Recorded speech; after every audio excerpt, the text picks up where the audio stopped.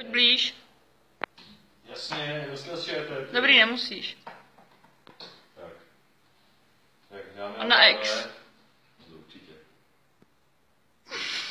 Ty vole. No čeho, já se to řídím. Vypít to musíš fakt vyexnout, to pak nemá vůbec účinek.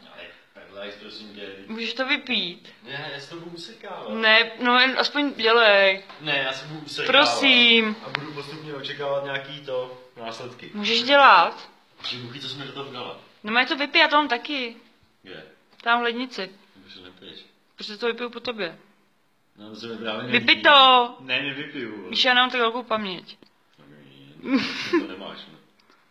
Jsi zbaven nebo v mobilu?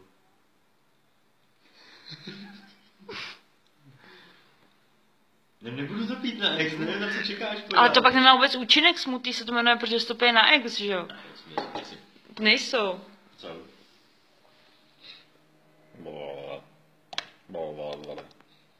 Dělej.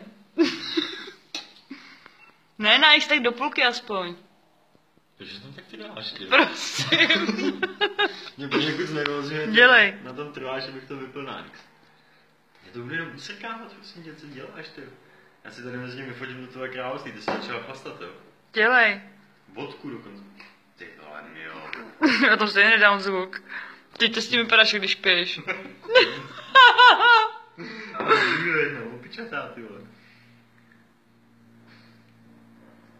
Ty vole, mám normálně fakt hrůzy. Ale já bych ti tam nic nedala, buď normální.